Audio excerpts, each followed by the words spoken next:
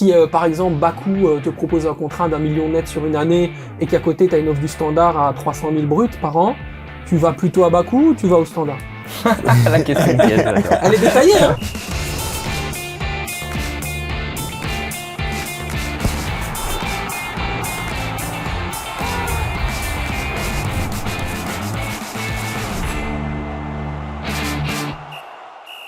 Parler ballon sérieusement sans se prendre au sérieux, c'est toujours mieux. Bienvenue dans un nouvel épisode du Clubhouse Football Time. Merci à vous d'être présents comme chaque semaine pour la review de ce championnat de Belgique. Et puis comme d'habitude, on a toujours à la fin du mois un invité exceptionnel. Je suis comme d'habitude avec Xavier, je suis avec Thomas, mais je suis surtout avec Marceau Sambou Marsoni. Comment ça va?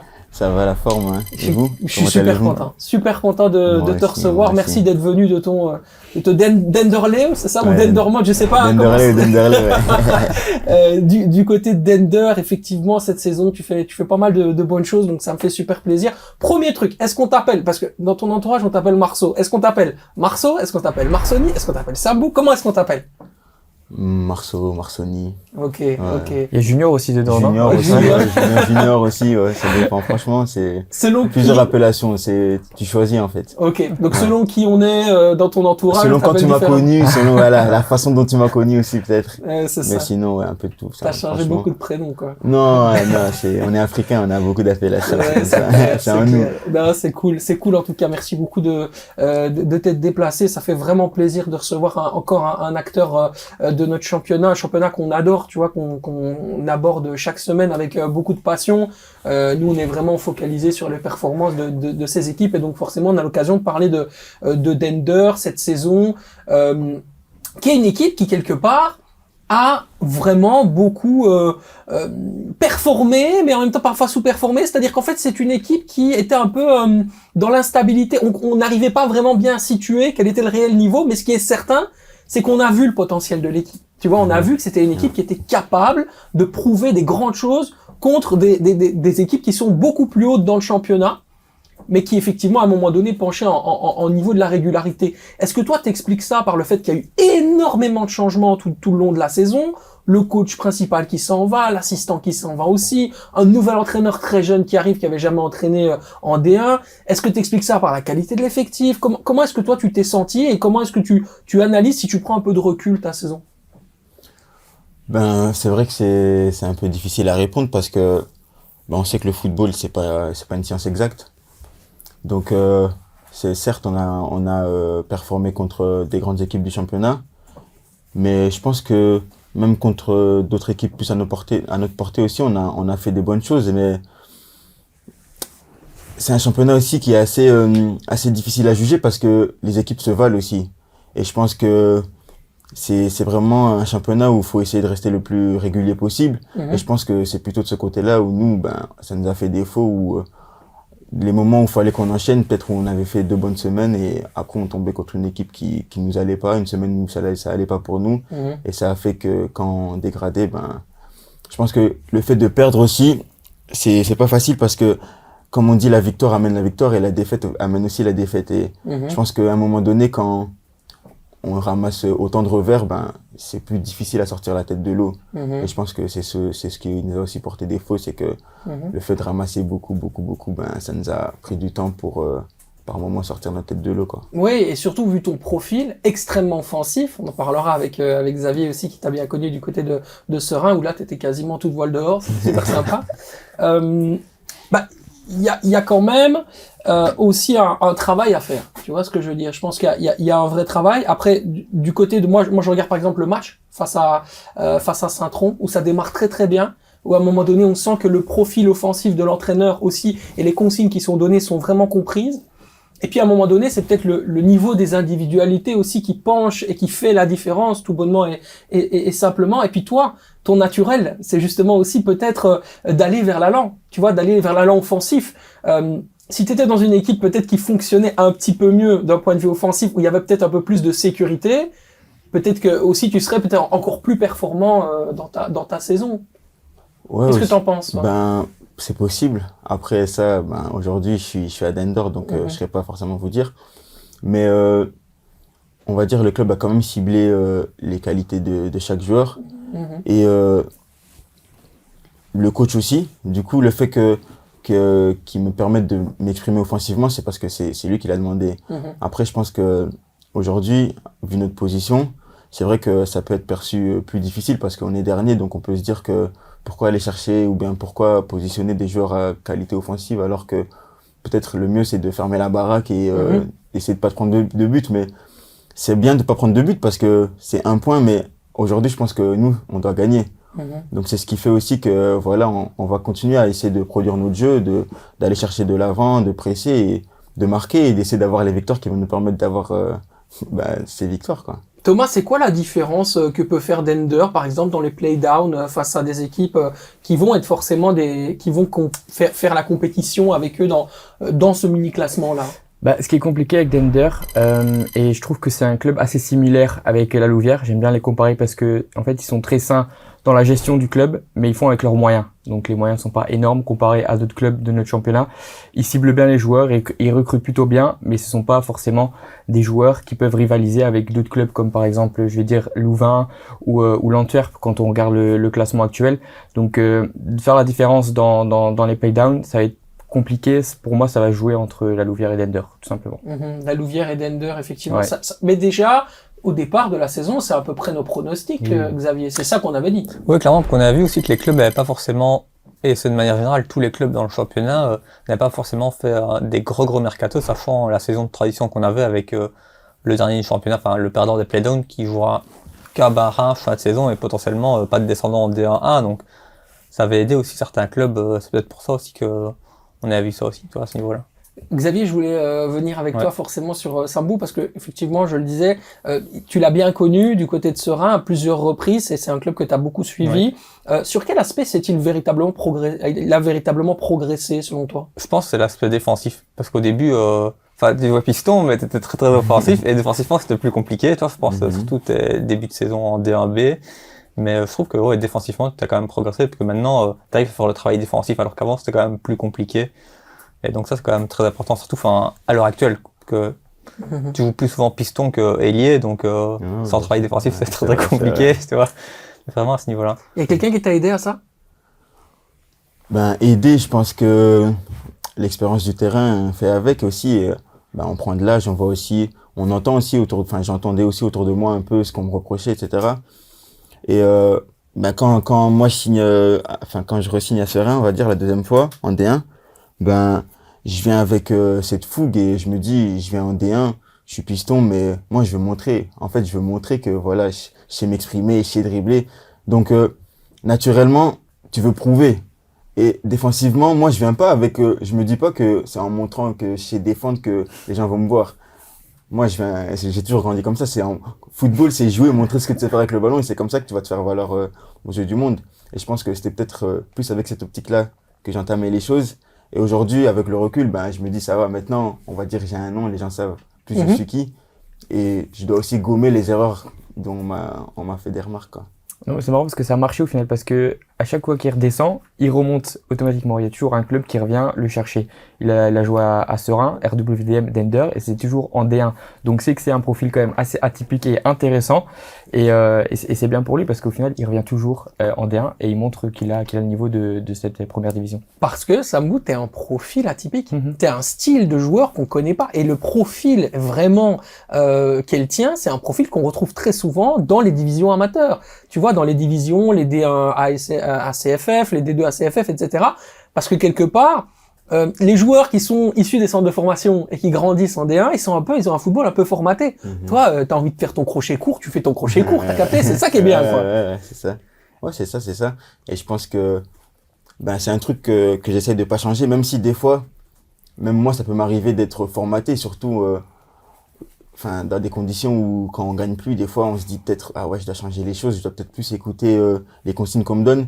Mais faut pas oublier que voilà, des fois si je suis arrivé à là, c'est par mes qualités. Donc j'essaie de rester moi-même et de montrer ce que je vaux sur ce terrain. T'as déjà senti parfois que t'as des coachs qui voulaient un peu te brider en disant là tu vas trop vite, là tu galopes trop, il faut que tu reviennes un peu. Bien sûr, j'ai déjà été plusieurs fois, j'ai déjà été réprimandé par ce genre de choses parce que on va dire, j'ai pas forcément joué dans les clubs du top. Donc, vu mon profil, à toujours vouloir aller de l'avant, ben on me l'a souvent fait la remarque, mon gars, calme-toi, là on gagne pas, et toi tu veux prendre le ballon, tu veux aller tout seul par moment, tu veux dribbler dans des situations où peut-être vaut mieux dégager, et ça m'a porté des fois défaut, mais ça m'a aussi montré que parfois c'était ce qu'il fallait que je fasse. Le regard des clubs aussi, hein, qui a beaucoup changé sur toi quand t'es passé du côté de Cholet en national, parce que on s'est dit ah bah tiens en fait il a réussi en France dans un schéma qui ressemble plutôt à ce qui fonctionne en D1A, du coup on va le considérer,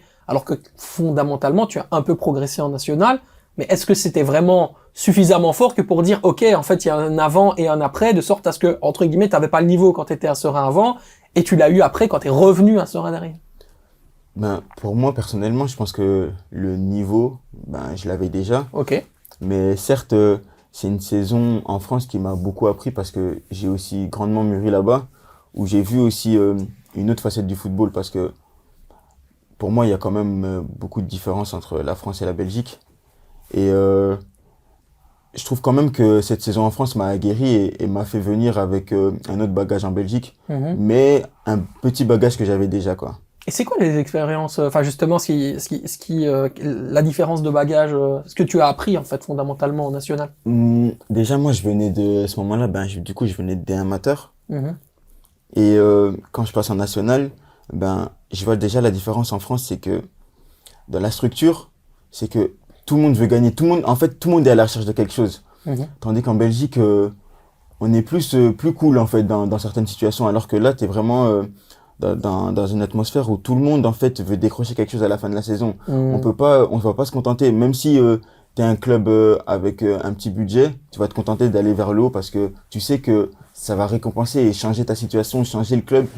Et en fait, c'est de là aussi que je me suis dit, ah ouais, en vérité, là, on joue vraiment pour quelque chose, en fait. C'est des vrais objectifs.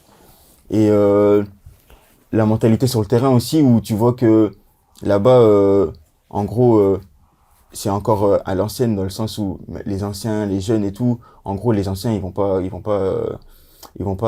être gênés de crier sur le petit, que maintenant, les jeunes sont plus protégés encore ici. Mais genre là-bas, on voit vraiment la différence avec l'ancien qui est cousin. T'es mon petit en mode, si je te dis quelque chose, fais-le. Et ici, je trouve qu'on est encore un peu plus doux dans cette gestion-là. Et parfois, ça t'a manqué pour continuer ta progression une fois que t'es sorti de Cholet et que t'es revenu en Belgique? Tu penses? Cette mentalité-là à un moment donné, tu te lèves et tu fais les efforts? Manquer,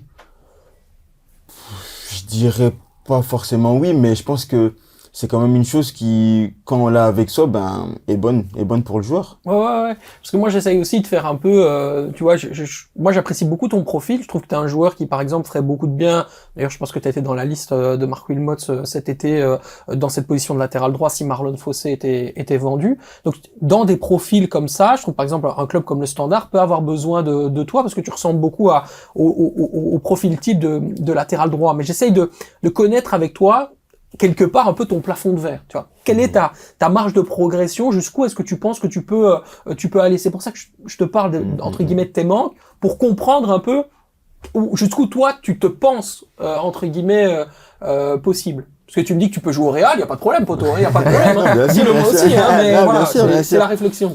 Après, en vrai de vrai, moi, je vais pas dire par mon profil atypique, mais moi, je pense que personnellement, je peux encore monter. Ouais. Après, je serais pas de dire exactement ma limite parce que ben, j'ai pas encore eu accès à cette limite-là. Mais aujourd'hui, j'estime pouvoir encore gravir les échelons et ben je me dis que si je suis encore sur ce terrain, c'est que j'ai la possibilité de le faire. Et c'est pour ça que je me donne chaque jour les moyens d'y parvenir. Thomas, Sambou, il a connu beaucoup de techniciens, beaucoup de techniciens différents. Est-ce qu'il y a eu du Yannick Ferreira de mémoire? Est-ce qu'il y a eu Emilio Ferreira aussi? Tu as eu les deux? Non, tu l'as pas eu, c'était après. Juste... Forcément, il y a eu Milcon, il y a eu Vincent Evrard. Ça, c'est peut-être aussi toute une série d'entraîneurs qui ont permis de le rendre encore meilleur, de le perfectionner. Non, je suis d'accord avec toi. C'est quelqu'un, tu vois qu'il est quand même assez technique, mais ça, il a ça de base, je pense, c'est qu'il est un joueur technique. Et c'est ça qui te rend justement atypique. Mais on parlait de ta limite tout à l'heure, et justement, je m'étais posé la question, parce qu'on en avait parlé avant le début de cette émission. Jusqu'où tu peux aller en Pro League? Et je pense que quand les clubs comme Dender ou comme Serein ou REDM qui t'ont recruté à l'époque, enfin surtout je vais plutôt parler d'Ender et RWDM, c'est que je pense qu'ils t'ont pris d'une part pour ton expérience, parce que tu connaissais déjà un peu le championnat, parce que t'es plus une jeune promesse, avec tout le respect que je te dois. Tu peux me rappeler ton âge? 29 ans. Ouais, voilà, donc 29 ans, donc on est déjà vers la fin de carrière, on est plus proche de la fin que du début. Donc un club comme par exemple le Cercle de Bruges ou Westerlo, je pense pas que c'est le genre de profil qu'ils vont aller recruter, parce que eux ils misent plus sur des jeunes promesses. Mais par exemple, j'irais peut-être à Charleroi, ça c'est peut-être encore un club qui pourrait potentiellement te correspondre. C'est comme ou éventuellement même le Standard comme tu disais, parce qu'ils ont besoin aussi des fois de l'expérience, ça leur ferait pas de tort. Mais après je pense pas que tu le vises non plus, je pense pas que tu vises le top belge, parce que ce serait déjà bien si tu serais dans le middle top de notre championnat. Je pense, t'es d'accord avec moi? Après tu peux viser le top. Après, tu peux le viser, hein, ouais, ça, bien c'est sûr, hein, bien ça, sûr. c'est tout à Non, ton moi honneur, je pense que, comment dire, en vrai de vrai, quand t'es joueur, si tu veux performer, bah faut viser le top. Ah oui, mais tu dois Parce toujours que- viser, c'est sûr. Exactement, parce Des que si ambitions tu te saines, contentes hein. exactement de viser, d'avoir une sous-vision, Ouais, c'est sûr, je pense pas que ça va te permettre de te développer à fond. clairement. Donc moi personnellement, c'est pour ça que je me dis, je me fixe pas de limite, parce que voilà, je sais que c'est en voulant aller chercher plus haut que je vais me donner les moyens d'y aller.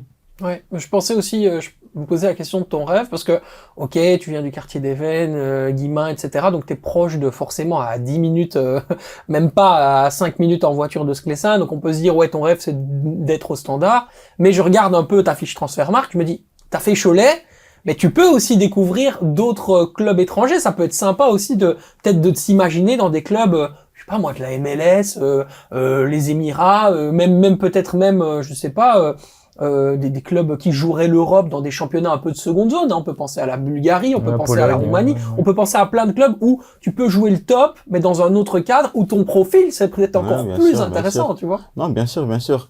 Après, comme je dis aussi assez souvent, c'est que le football ne se limite pas à la Belgique ou à la France. En vrai de vrai, le sport, il est pratiqué dans plusieurs pays. Donc, tant que tu prends du plaisir dans ce que tu fais et que tu es respecté là où tu es, je pense que si l'occasion se présente et qu'elle est bonne et que tu estimes que c'est le moment d'y aller, des fois, faut pas hésiter. Il faut aller et montrer là-bas ce que tu veux aussi. À 29 ans, tu fais les choix différemment. Tu penses plus économique plutôt que sportivité. T'es comment dans ton processus de réflexion sur ça? Franchement, c'est du 50-50. Ouais, genre si par exemple Bakou te propose un contrat d'1 million net sur une année et qu'à côté t'as une offre du Standard à 300 000 bruts par an, tu vas plutôt à Bakou ou tu vas au Standard? La question piège, j'adore. Elle est détaillée, hein. C'est pas mal. J'ai bossé mon dossier, ça. J'ai bossé mon dossier, très clairement. Ah, franchement, je serais pas te répondre aujourd'hui. Ah, Faut prendre du temps, Akar. Non, tranquille. Là, c'était pour te mettre un peu dans la sauce, tranquille. Non, ça va. Non, mais c'est cool en tout cas. Et sur les entraîneurs, parce que ça, t'as pas répondu à cette question, ça m'intéresse. Quel est l'entraîneur qui t'a le plus marqué sur les dernières années là? Parce que, comme je le répète, t'as eu vraiment des super techniciens, quoi. Ouais, c'est vrai. Après, sur les dernières années, peut-être je dirais Ferreira Ok. pour l'expérience qu'on a vécue quand même ensemble sur la saison et demie là, qui était pas mal. C'est vrai qu'il avait une grande confiance en toi. C'était vraiment particulier. Vous aviez une relation aussi humaine. franchement. Yannick, on l'a reçu dans cette émission Il et était c'est là à vrai ta place. qu'il était à ta place Ok. et c'est toujours un plaisir de parler football avec lui, de le faire venir Ouais, dans les émissions exactement. parce qu'ils sent le foot en Ils fait. sentent le foot, Ils sentent le foot et pour un passionné comme toi qui vient justement de ce football amateur, qui est un football un peu débridé, Ouais, football où on aime encore le plaisir du jeu pour le jeu, exact. c'est cool quoi. Non, franchement, ça a été super de travailler avec lui parce que il m'a compris, il m'a parlé, on a parlé et on a su trouver notre terrain d'entente. Parce que, comme il dit, je suis pas forcément un joueur facile, mais il a su faire de moi le joueur qu'il voulait que je sois, et que je lui rende plutôt ce qu'il voulait que j'apporte pour l'équipe. Donc ça s'est super bien passé avec lui aussi. C'est beau.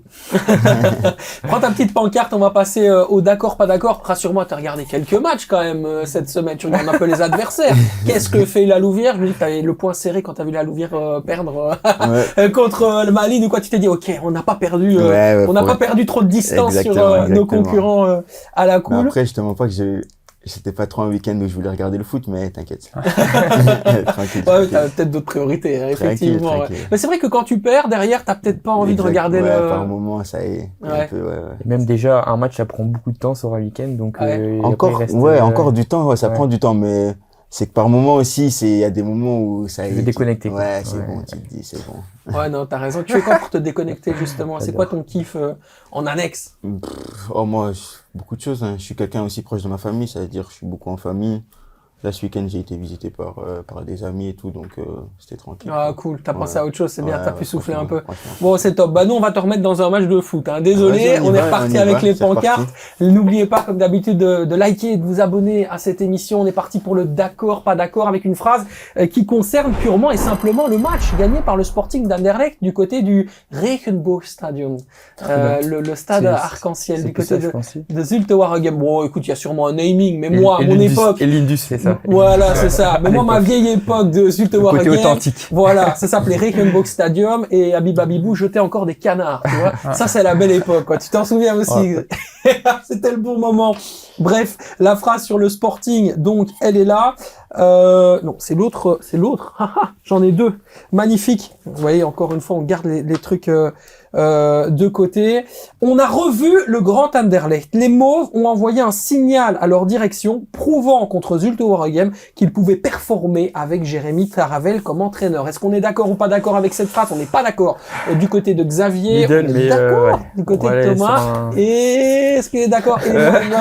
Bon, allez, faut un choix. D'accord ou pas d'accord, c'est pas grave. De toute façon, tu réagiras derrière. On va donner la parole à Xavier. Pas d'accord pour Sambou.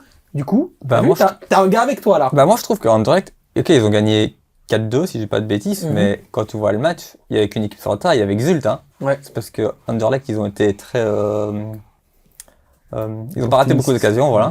Parce qu'au final, ils en mettent 4, mais ils ont pas beaucoup de tirs. Je crois Anderlecht, ils ont joué de la 35e à la 45e minute de jeu, et à part ça, on les a pas vus, hein. Même quand tu regardes les stats, je crois que c'est 30 tirs à 12, c'est 2,81 de XG comparé à 1,68, et ils gagnent 2-4. T'as l'impression qu'Anderlecht a fait un super match, mais ils ont dominé tout le match. Zult a fait, je vais pas dire le match parfait parce qu'ils ont perdu, mais Zult, ils méritaient 50 fois de gagner ce match-là. Et au final, ils perdent 2-4. Donc je pense pas que Anderlecht ait montré un beau visage et un beau message à la direction. Enfin, ok, Moi, toi, t'étais d'accord. Les 3 points sont là, mais à part ça. Je suis d'accord parce que je suis d'accord sur une partie de ta phrase, c'est qu'ils sont capables de faire quelque chose avec Taravel.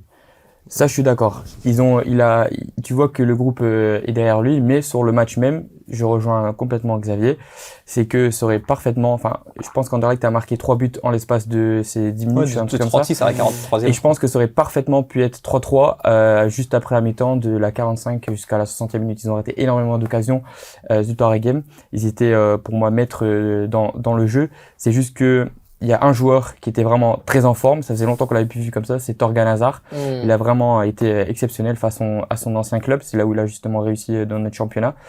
Et je trouve qu'Anderlecht a montré des choses intéressantes, mais l'image elle est un peu faussée parce qu'ils ont marqué 3 buts très rapidement, ça s'est enchaîné sur des erreurs parfois aussi par la défense de Zulte Waregem, donc je suis mitigé par cette prestation. C'est-à-dire qu'on a été biaisé. Souvent, ça arrive aussi peut-être quand on voit un peu les performances et même ne serait-ce que même, hein, c'est le syndrome flash score. Hein, si tu vois ce que je veux dire. C'est-à-dire qu'on regarde un peu les résultats, on se dit ah ouais, ils se sont fait éclater, Exactement. Alors que c'est pas du tout. Rien à voir.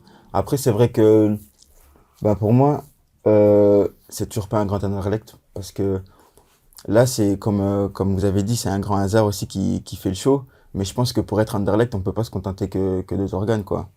Après, certes, ils auront besoin de lui parce qu'on sait que c'est un joueur qui peut créer les différences, mais on a encore vu cet été, c'est un des clubs qui a le plus recruté sur le marché du transfert. Donc, on peut pas dire que c'est le grand Anderlecht à partir du moment où tous les joueurs aussi qui ont été recrutés à certains prix performent pas. Qui sont même plus dans le noyau, même. En plus de ça. Ouais, c'est clair. Mais après, je pense que concernant l'arrivée du nouveau coach, là, on a l'impression qu'ils sont vraiment derrière lui, qu'il y a une cohésion avec lui. Et donc, on espère que ça va leur faire des beaux jours, hein. Ouais, c'est clair, c'est clair. Et ce qui est encore plus intéressant, c'est que toi, tu as joué, je me rappelle, c'est 0-0, hein, que vous avez fait du côté du stade d'Anderlecht. Belle performance, grosse performance, donc tu les connais encore plus de l'intérieur. C'était pas difficile de jouer contre eux là-bas, ça a été? Non, franchement, c'était un bon match. Après, on va dire, c'est jamais facile de jouer Anderlecht. Mais tu sens qu'il y a moins de pression que sur les dernières années où tu les as rencontrés. Tu sens que l'équipe est un petit peu plus facile à approcher quand on est ton type d'adversaire. Je pense que oui, quand même. Je pense que au final des années, je pense que la pression est aussi descendue, que plus le temps passe, moins ça devient l'Anderlecht qu'on a connu étant jeune, quoi. Mais ça reste quand même Anderlecht, surtout, je vais dire, pour moi, peut-être pas pour un jeune qui est plus petit que moi, parce qu'il a peut-être pas connu l'Anderlecht que moi j'ai connu, mais moi qui ai connu un Anderlecht qui était champion chaque année, qu'il n'y avait pas photo, on savait que c'était Anderlecht qui allait prendre ça, je vois les choses différemment. Parce que je me dis, Anderlecht, c'est chaque année champion, et donc moi je viens avec cette pression. En fait, moi je viens avec ce genre de situation-là avant d'entamer la rencontre. Peut-être que quelqu'un d'autre ne le prend pas comme ça parce que eux ils ont pas connu cette époque-là, mais tu sens quand tu étais à Serein, après ensuite RWDM et maintenant Dender, tu sens quand même t'es un peu moins impressionné quand tu vas sur le terrain, tu sens qu'il y a quand même quelque chose à faire, alors qu'avant c'était quasi perdu d'avance. Je trouve que au fil des années aussi, ça a un peu perdu aussi de cette saveur, de cette magie d'Anderlecht, quoi.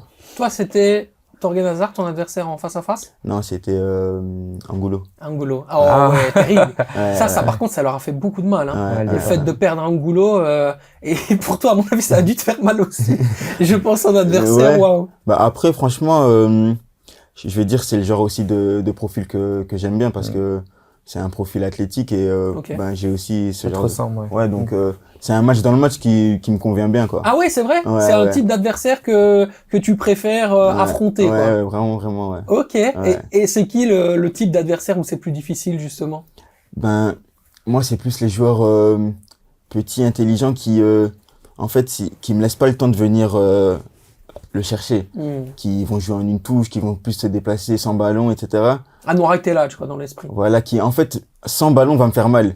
Alors que les joueurs qui viennent me fixer, je préfère qu'ils sont dans la rapidité et tout. Je préfère parce que là c'est un peu plus un contre un, c'est un peu plus quartier, on va dire. C'est une sorte de guerre, quoi. J'ai capté. On va parler d'Anderlecht une fois, mais j'ai un truc en tête depuis tout à l'heure.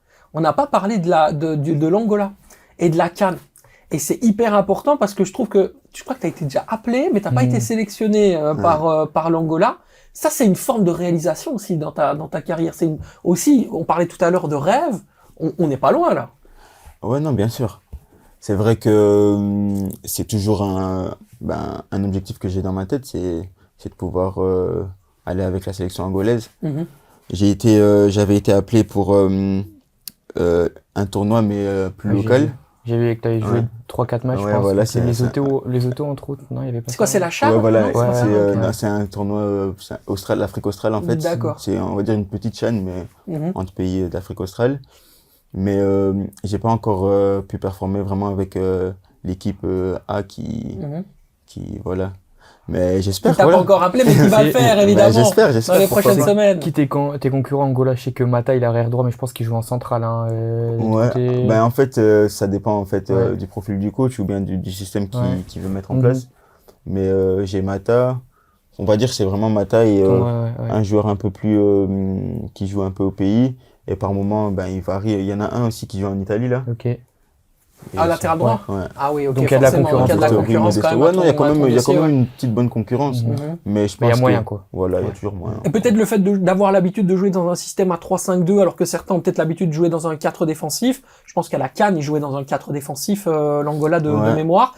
Ça n'a pas forcément aidé non plus ton dossier sur ce point-là. Après, cette année aussi, ça a été, je vais pas dire faussé, mais le coach n'a pas eu vraiment le temps de connaître un peu tous les profils de joueurs qu'il avait à sa disposition.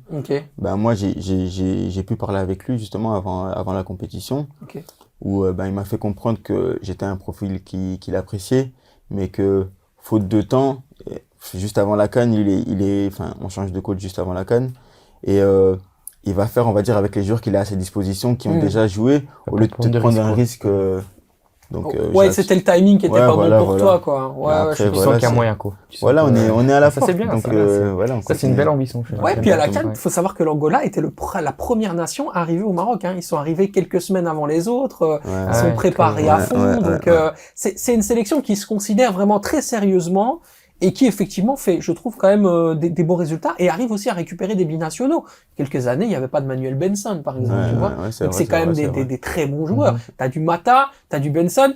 Pour nous qui connaissons un peu l'environnement liégeois, je regarde Xavier, il y a du Jonathan Boitou qui reste le capitaine de cette équipe. Boitou, donc il y a quand même des très très bons joueurs dans cette équipe d'Angola, quoi. Non, franchement, c'est une sélection avec des joueurs de qualité. Après, malheureusement, cette année, je pense pas qu'ils ont su performer au niveau auquel on attendait. Mais après, ça reste une belle petite sélection avec de bonnes choses à faire, quoi. Et pour revenir sur Anderlecht, il va avoir 31 ans. Vous me dites, Thorgan Hazard, c'est le meilleur joueur du Sporting. Bah, oui. Est-ce qu'on le prolonge? Est-ce qu'on le prolonge pas? On sait que pour le moment, une prolongation, les dernières infos que j'ai, c'est pas si bien parti que ça. Un peu de complications. Je pense que Thorgan Hazard, il voit un petit peu les opportunités qu'il peut avoir au Qatar, etc. Je pense qu'il se verrait bien en retraite dorée, ce qu'on comprend.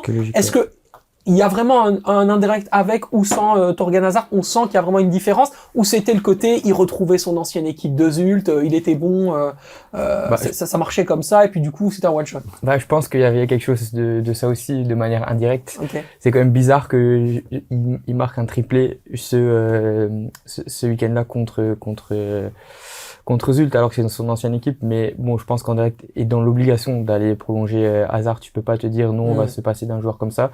Mais je pense que c'est plus l'aspect financier. Ils doivent pas se tuer non plus en offrant plus, parce que j'imagine que le joueur voudra garder plus ou moins le même salaire ou voire plus. Donc compliqué. Et Thorgan, il est un des meilleurs salaires d'Anderlecht, si pas le meilleur. Je crois qu'il est à 1,7 million brut par an. Donc c'est pas mal, hein. C'est un des plus gros salaires du Sporting, un des plus gros aussi de l'ancienne direction, hein, de Fred Berg. Je pense que Dolberg est parti, Vertonghen a pris sa retraite, il reste Hazard, et puis après derrière c'était les gros salaires qui étaient offerts à ce moment-là. Thorgan Hazard, c'est particulièrement difficile de jouer. C'est un joueur tu n'aimes pas. Ça c'est le type de joueur tu n'aimes pas, t'aimes pas l'avoir en face de toi. J'aime pas l'avoir en face de moi, mais c'est un joueur contre qui j'apprécie jouer parce que il pue le football. Donc c'est un joueur, en fait, même quand t'es adversaire, t'es content de jouer contre lui parce que tu te dis ah ouais, j'ai joué contre un joueur aujourd'hui. OK. Donc franchement moi j'aime bien le joueur, j'aime bien l'humain aussi, franchement c'est une famille très cool. J'ai eu la chance de côtoyer Kylian, et du coup j'avais souvent Thorgan qui venait, et on a su échanger plusieurs fois. Ouais. Mais non, franchement bon joueur, vrai joueur. Et vous avez un pattern commun. Le côté plaisir du jeu. Moi, quand je t'entends parler, je dis putain, le mec, il vit pour kiffer le foot, en fait. Il vit pour kiffer sa life sur le terrain. On sent que pour toi, le plaisir du jeu, c'est vraiment le plus important. Ouais, bien sûr. Pour moi, faut de la gagne, parce que c'est ce qui va te permettre d'évoluer, d'aller chercher au plus haut. Mais faut du plaisir, parce que c'est ce qui va te permettre aussi de vouloir continuer à jouer aussi. En vrai de vrai, si tu prends plus plaisir sur le terrain, je pense qu'à un moment donné, il y aura un certain blocage qui va te dire, ouais. Mais quand t'as vraiment envie de jouer, peu importe la situation, peu importe le moment, ce que tu veux, c'est prendre plaisir et ça y est, faire kiffer les gens aussi. Elle est là, l'affiliation avec Hazard. Ouais, clairement. Sûr. En parlant d'Hazard, est-ce que tu penses que Kylian va revenir en Pro League un jour, ou est-ce que tu penses qu'il y a moyen? Allez, sors ta bourre de cristal. Pour moi, non, pour moi, c'est faisable. Après, voilà, Kylian, c'est un cas particulier aussi. C'est un cas particulier, mais c'est un joueur avec de vraies qualités. Ouais, hein. c'est dommage parce qu'il aurait pu quand même percer dans le championnat. Parce que je me souviens sa saison au Cercle. Ouais, c'était vraiment très bonne. C'était fou. Ce qui a suivi par la suite, c'est un peu dommage, mais bon. Mais même sa dernière saison à Mollem, là, quand il joue la montée, c'est dommage qu'il se blesse aussi juste après, en fait. Donc, les circonstances ont fait que, Mais sinon, Kylian, vrai joueur, pour moi, niveau, il a. Ouais, après, c'est à lui de mettre tout en place pour revenir. Est-ce que lui-même veut revenir? C'est ça aussi. Non, mais sinon, c'est un vrai joueur, Kylian, c'est un vrai joueur. Je l'avais pas mis dans la conduite, mais j'ai pensé aussi à vous parler de la blessure de Promise David, parce que ça peut avoir une conséquence sur le championnat. Est-ce que toi tu l'as affronté, Promise David, cette saison? Est-ce que pour toi c'est vraiment un truc qui peut vraiment être clutch sur le fait qu'ils vont ou pas gagner le championnat? S'il y a plus Promise David et que les derniers examens complémentaires se révèlent être un peu plus graves que ce qu'on attend, est-ce que l'Union peut vraiment en pâtir durant les playoffs? Pour moi, je pense que c'est un club avec beaucoup de qualité. Ok. Donc c'est pas un joueur qui va faire la diff, quoi. Voilà. Pour moi, c'est pas le joueur qui va faire la différence. Après, on a vu de quoi il est capable. Hein. Moi, quand je l'ai affronté, c'est en coupe, là, récemment. Ouais. Et il nous met un but de folie. ouais. Et en fait, c'est un joueur surprenant parce que il peut te sortir un truc de fou comme après tu te dis mais est-ce que c'est le même joueur qui vient de marquer comme ça là, qui est en train de nous faire ça? Et je pense que c'est vrai que c'est un profil dont ils ont fortement besoin, mais je pense que le club est assez intelligent et a misé aussi sur d'autres joueurs pour combler cette absence. Donc avec ou sans Promise David, c'est pas nécessairement ça qui va faire en sorte que l'Union va se faire dépasser par Saint-Tron. Bah, il y a beaucoup d'attaquants dans le noyau. Il est pas transcendant comme on l'a connu la saison dernière lors des playoffs. Donc non, je pense qu'ils peuvent s'en passer. Ok. Pour l'instant. Xavier ? Moi, je pense aussi qu'ils peuvent s'en passer. Ils ont un noyau énorme, enfin, vu qu'ils jouaient la Coupe d'Europe et autres, donc des attaquants, je sais pas combien d'en ont, mais il y en a 4, 5, ils sont tous Voire 6, ouais. du même niveau, plus ou moins, je pense. Donc ouais, c'est juste des profils différents, mais je pense avec ou sans lui, ça changera pas grand-chose du côté de l'Union. Allez, on passe au match de la semaine. Bien sûr, le match de la semaine qui est dédié à la grande victoire, je dirais même la masterclass du Standard du côté de Genk, avec un focus évidemment sur le match de la semaine prochaine entre le Standard et la RAL La Louvière qui sera importante. Est-ce que le Standard va enfin confirmer, Thomas? J'ai envie de dire oui parce que j'aimerais qu'il confirme. Mais je pense que si Quentin était là aujourd'hui, il aurait confirmé ce que je vais dire maintenant. Vas-y. C'est que le Standard est capable de tout. Ils peuvent gagner contre les gros, mais ils repèrent la semaine d'après contre les petits. Et en l'occurrence, avec tout le respect que je dois pour la Louvière, mais c'est un petit club de notre première division. Donc il y a moyen que la Louvière gagne au Standard. Surtout que la Louvière a pris beaucoup de points contre des gros clubs cette saison. C'est même contre les plus gros qu'ils ont pris le plus de points, si on doit faire le calcul, je pense. Donc j'aimerais bien, mais je pense que ça va être difficile de faire un 6/6. En fait, cette rencontre face à Genk, elle a un peu faussé aussi. J'ai bien aimé la performance du Standard. C'était très discipliné, mais il faut surtout mettre en valeur en valeur, c'est pas vraiment mettre en valeur, mais pointer du doigt sur les erreurs défensives du KRC Genk parce qu'elles étaient quand même flagrantes. Ah, et donc c'est plutôt le KRC Genk qui a perdu que le Standard qui a gagné dans ce match. Le problème, c'est que Genk, comme ça, c'est un peu l'adversaire parfait pour le Standard. Le Standard, ça fait plusieurs années, je trouve personnellement, ils ont plus facile à gagner contre des équipes du top qui vont faire le jeu. Quand c'est le Standard qui doit faire le jeu, ils n'y arrivent pas ou très très difficilement. Et le problème, la Louvière, hormis le premier match de championnat où ils se sont fait balayer par le Standard, où ils découvraient la DR1, depuis ils jouent quand même beaucoup plus défensivement. Et ici, même si c'est au Standard, même s'ils ont besoin de points, la Louvière, je pense qu'ils vont jouer avec un bloc bas. Ils vont obliger le Standard à faire le jeu. Et est-ce que le Standard est capable et a les qualités pour faire le jeu et à trouver des solutions face à un bloc bas? Et ça, j'ai un doute. Donc à mon avis, je pense pas que le Standard va s'imposer malheureusement ce week-end. T'es devenu un expert du Standard. Le nombre de fois que tu l'as affronté cette année, ça mousse. Ça y est, Ouais, tu peux donner ton avis là-dessus. Est-ce qu'ils sont capables de faire le jeu? Bah franchement, comme on a dit, c'est surprenant parce que ils sont capables du meilleur comme du pire.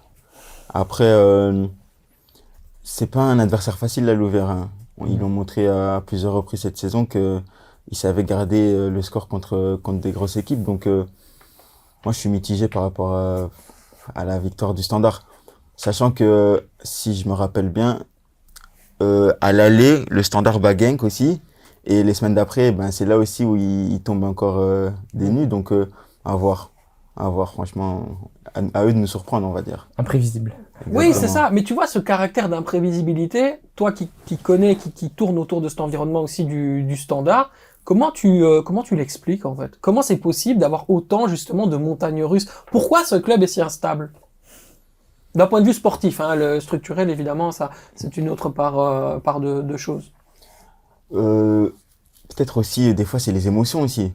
En vrai de vrai, je pense que par moment, les joueurs peut-être se rendent pas forcément compte de là où ils sont et on va dire le fait d'être omnibulé après une défaite, après une victoire, ben ils peuvent se croire peut-être trop haut et la semaine d'après, ben ils reviennent à la réalité et ils se rendent compte que ah ouais. Et c'est là que les supporters peut-être changent aussi la donne. Ouais. Et je pense que ça peut aussi jouer mentalement. C'est pas forcément facile hein, quand on est joueur de savoir gérer les émotions et je pense que ça peut aussi tout autant faire sur les performances qu'on va avoir. Ouais, puis Vincent Evrard à la fin du match qui dit les gars, allez, on rentre vite au vestiaire, on va pas commencer à s'emballer, etc. On a vu ces images, donc il le sent aussi. Exactement. Je pense que c'est aussi un atout dont faut faire attention parce que le côté mental d'un joueur peut jouer beaucoup de tours.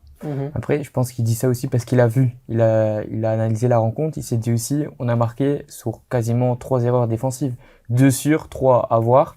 Donc il sait que c'était pas dans la construction de jeu, ni dans la créativité qu'ils ont remporté cette rencontre. C'était plus dans le mental et la discipline. Donc pour toi, c'est parce que la première mi-temps, elle est quand même parfaite. Hein, du oui, elle est bien. Tout est réalisé à la perfection. Quand tu revois le but de Saïd, c'est une erreur de Sadi qui l'intervient mal. Le but de Abid, le 0-3 qui tue la rencontre, je pense que c'est Smets ou Aynon qui fait une passe en retrait mauvaise et que Abid il prend le risque, il met le pied, il récupère la balle, il marque. Donc c'est pas des constructions de jeu, c'est sur des phases où Genk n'était pas présent. Xavier, tu n'avais pas mis le standard dans tes 6 en play-off 1 de mémoire. Je pense que personne ne l'avait mis. Est-ce qu'il y a une marche arrière possible dans ton esprit ou pas? Non, je l'aimerais bien, parce que c'est un club qu'on a envie de voir dans le top 6. Mais malheureusement, quand tu vois leurs adversaires, je pense pas que... Je trouve encore une fois que c'est pas des adversaires qui conviennent bien au standard.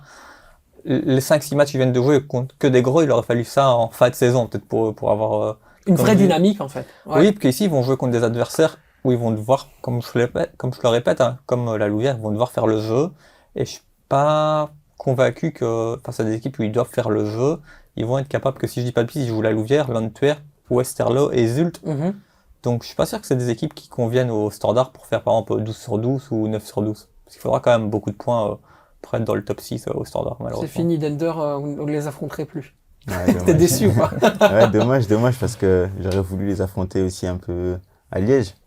Mais bon, ce sera peut-être une autre fois. Hein. Pour l'année prochaine. Pour la prochaine, ou peut-être pour les playoffs 2. Hein, Dender peut toujours être en playoff 2, techniquement. Mathématiquement, en tout cas, c'est possible. Bon, évidemment, il va falloir enchaîner un nombre de victoires absolument incroyable. Gagner, quoi. Mais j'y crois. Voilà, j'y crois pour, on va y croire. J'y crois pour toi, c'est le plus important. Tout à l'heure, je t'entendais déjà donner une partie de l'analyse sur ce match, mais je veux savoir un peu plus dans la profondeur comment t'expliquer ce qu'on peut appeler cette masterclass du standard. Est-ce que c'est déjà une masterclass? Moi, j'ai du mal avec ce mot masterclass parce que je reviens sur ce que j'ai dit. Pour moi, cette victoire, elle est due et grâce aux erreurs défensives de Genk, mais je souligne vraiment l'aspect discipline mentale de cette équipe. On voit qu'ils étaient soudés, regroupés, c'était bien, mais comme le disait Xavier, c'est pas une équipe qui sait créer le jeu. Et avec un milieu de terrain comme ça, tu sais pas être créatif ni créer le jeu. Il manque un Teddy Thomas pour l'instant. Qui est encore absent et à mon avis encore pour quelques semaines malheureusement, effectivement.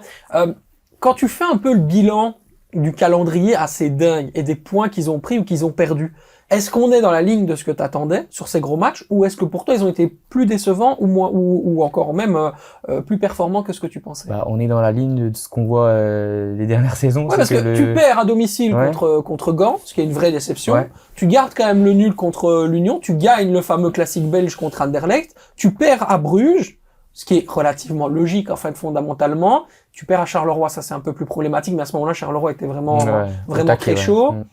Et puis là, tu as la performance de ce week-end contre Genk qui est vraiment très bonne. Après, on reproche souvent le fait que le standard soit pas constant dans ses rencontres tout au long de la saison, mais au final, quand on compare les saisons, donc celle-ci et les 3 dernières, on en revient au même. C'est qu'ils peuvent gagner comme ils peuvent perdre.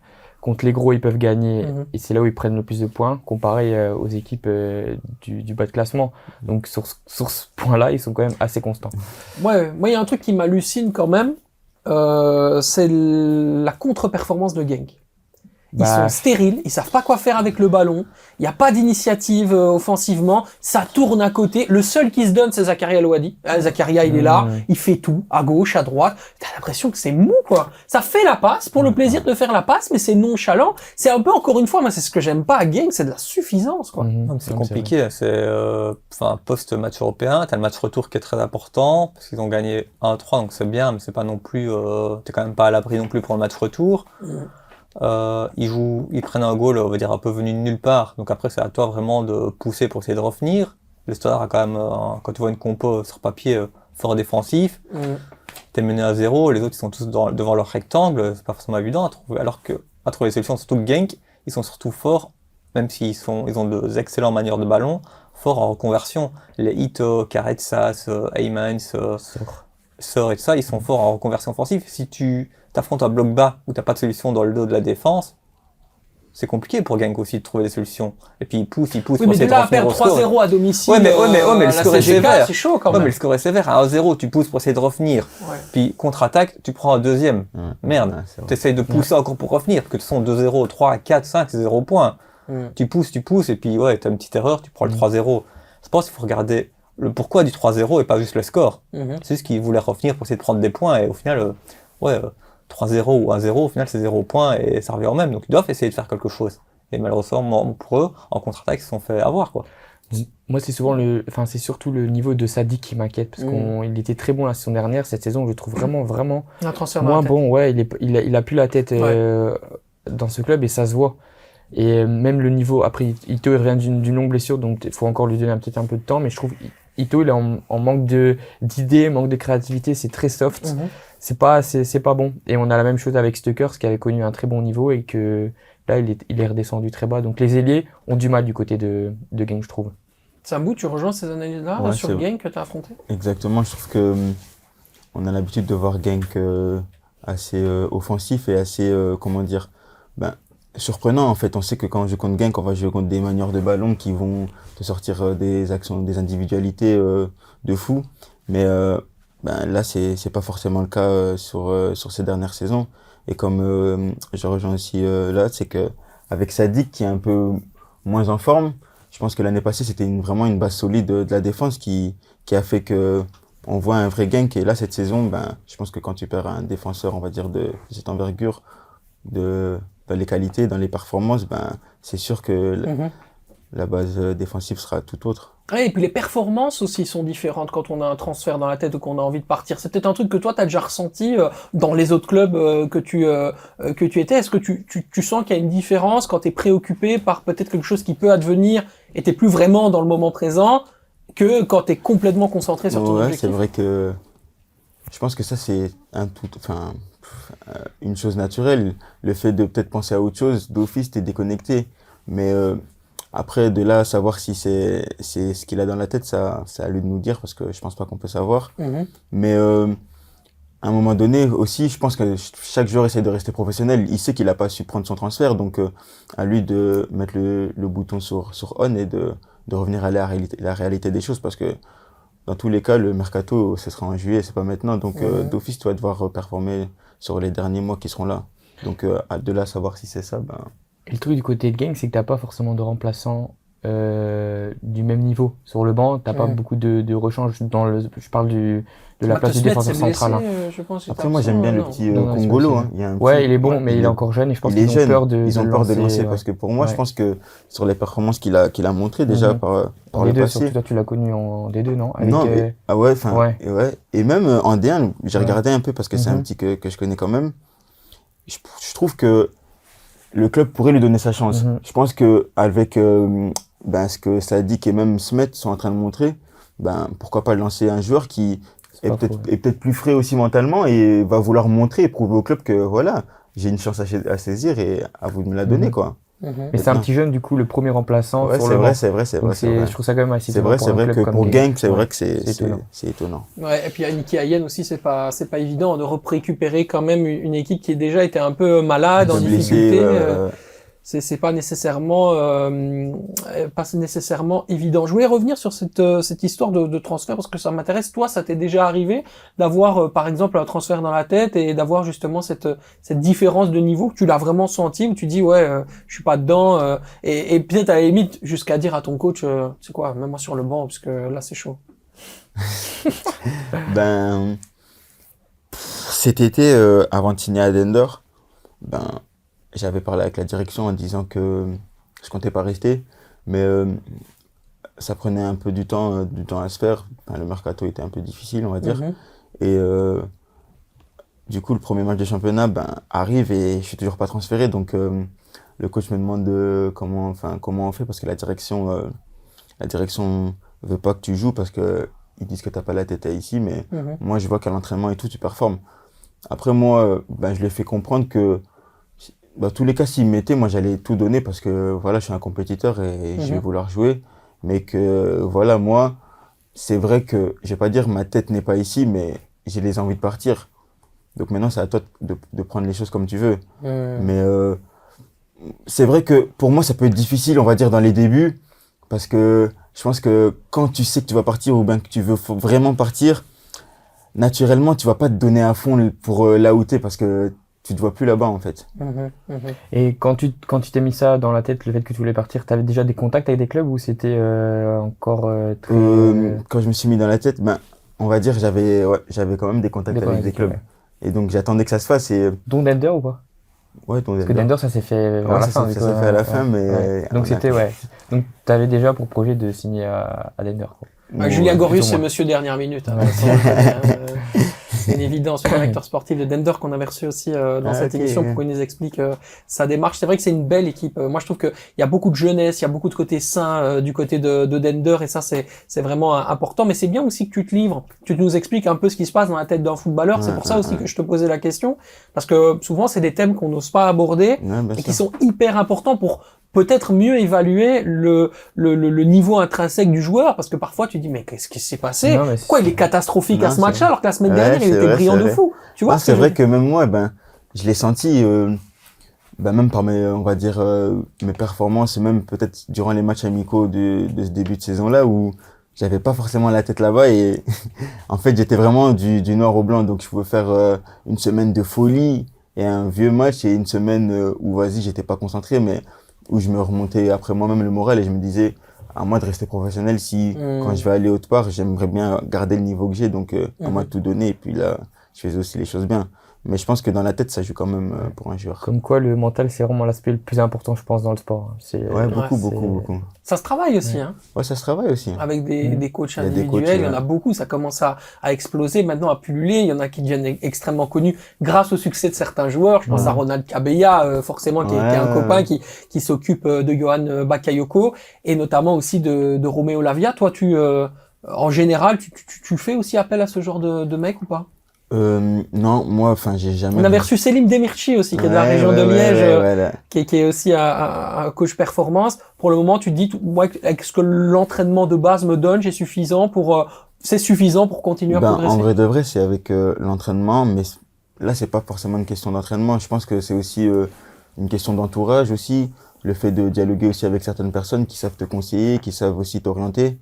Moi aussi, j'ai aussi affaire à Selim, c'est une personne avec qui je travaille, mais plus dans l'aspect vraiment performance. Et non, j'ai connu aussi quelques personnes. Ronald, je le connais aussi. Il y a aussi Andy Kawaya qui est aussi dans celle-là où j'ai déjà eu discuté avec lui. Qui lui plus est coach mental, mais vraiment sur l'aspect psychologique, plus que les perfs sur le terrain où il va pas les mettre les plots. Non, pas du tout. Pourtant, il connaît très bien ça, parce qu'il a joué à un haut niveau.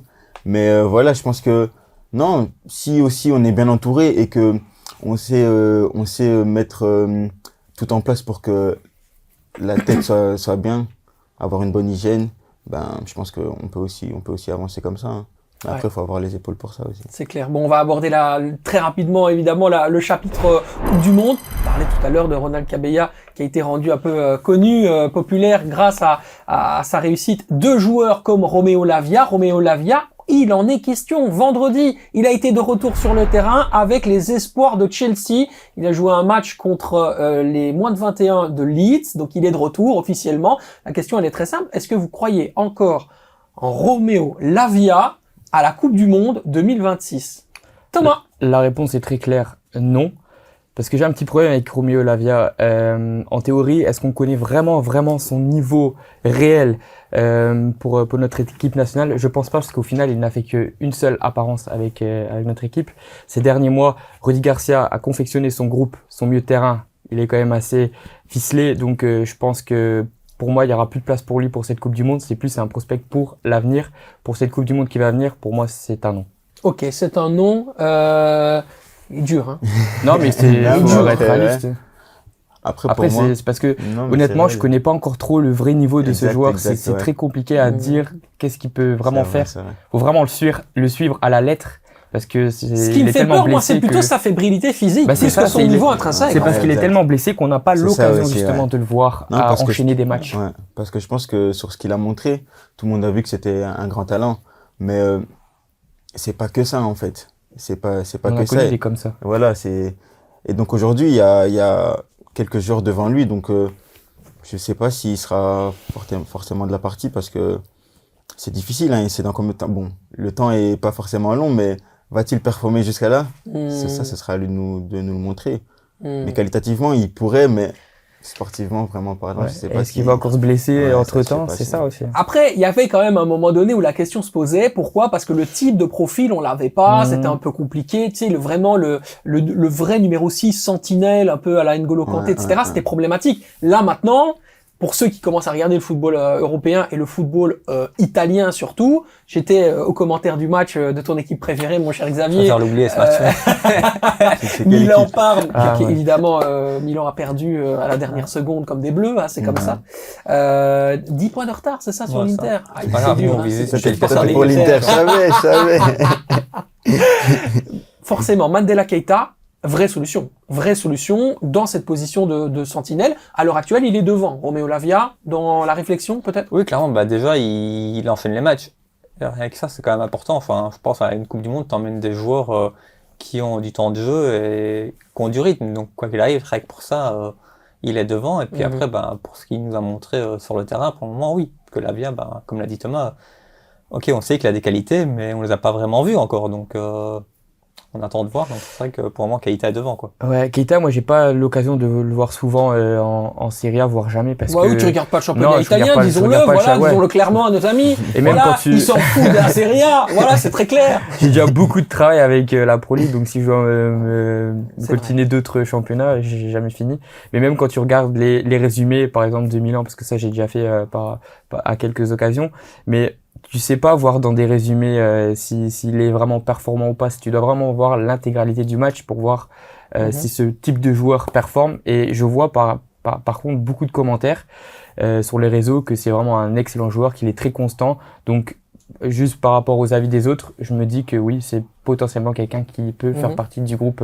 Je sais mais tu l'as connu en Belgique aussi. Oui, ça j'ai adoré. Ça c'était pour moi, j'ai adoré ce joueur à Antwerp. Donc tu dois te dire que c'est une version améliorée. Améliorée, donc ouais. Donc non, a priori quand tu... C'est une valeur sûre pour moi. Je pense que Keita c'est un vrai joueur qui a déjà démontré en Belgique qu'il avait les qualités pour aller au plus haut, et bah là en Serie A, il est en train de faire un vrai nom. Je pense que c'est quelqu'un sur qui il faudra compter, hein, parce que défensivement, c'est un vrai profil qui pourra faire du bien à l'équipe nationale belge. Ouais, peut-être un transfert CT, parce que si je me souviens bien, il avait été acheté pour 12 millions du côté de Parme, 12,5 du côté de Parme en venant de l'Antwerp. Donc ouais, à voir aussi où il va peut-être finir cet été, ça peut être intéressant aussi. Oui. Toi, t'aurais pu beaucoup progresser si t'avais été en Italie, je trouve. Ton profil de piston. Tout le monde aurait progressé. Non, mais de toute façon. T'aurais fini à l'Inter.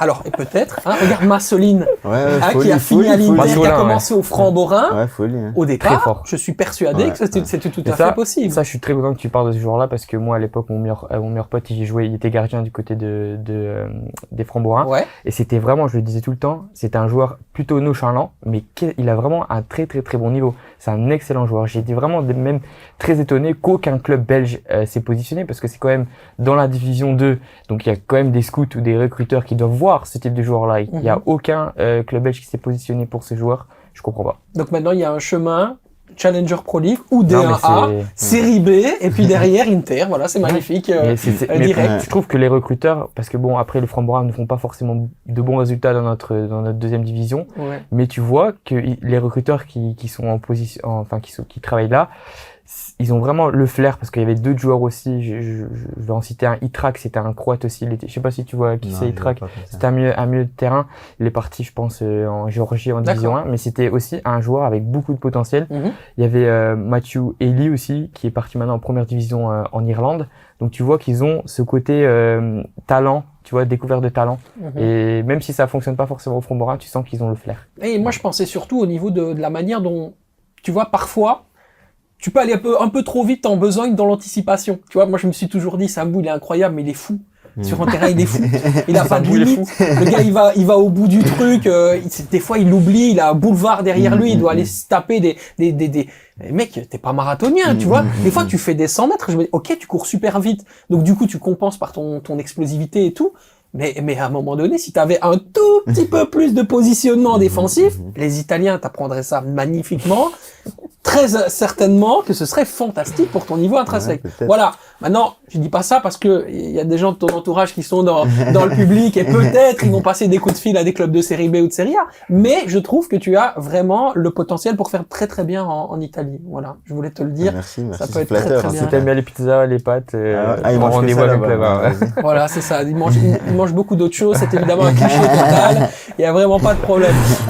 Le Football Time Award maintenant. Ben oui, le joueur de la semaine. Moi, je vais commencer par un joueur que j'adore, que j'avais nommé comme étant ma révélation de la saison et qui a absolument brillé contre le club de Bruges cette semaine. C'est Charles Ikwemesi. Charles Ikwemesi, le buteur nigérian, grand talent, auteur d'un but absolument extraordinaire. C'est vraiment un joueur que j'adore et surtout qui a des frivolités, des fulgurances comme ça assez dingues.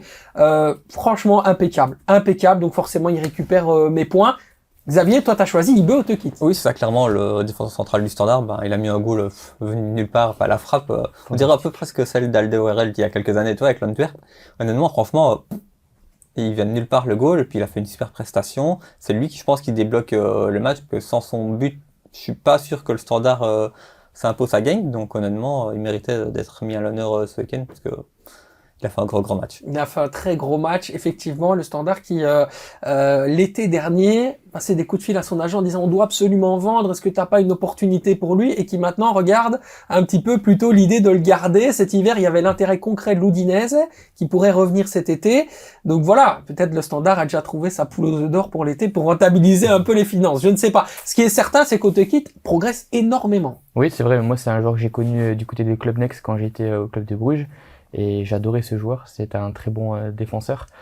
Donc on passe à mon joueur, j'imagine. Oui, Ouais. bien sûr. Donc c'est bien un sûr. joueur Si tu qui a veux, joué... tu n'as pas plus de choses à dire sur le joueur de la semaine, il a tout de notre dit. copain Xavier, il y a pas de souci, il a fais-toi quasiment plaisir, mon tout dit. poteau. Non, mais moi je trouve que c'est un excellent défenseur. Je suis très content qu'il ait rejoint le Standard. Donc Passons à ton japonais. c'est un joueur qui a joué contre Sambu, donc c'est Ito. Je pense que j'ai pas forcément grand chose à dire. C'est un excellent milieu de terrain, voire potentiellement.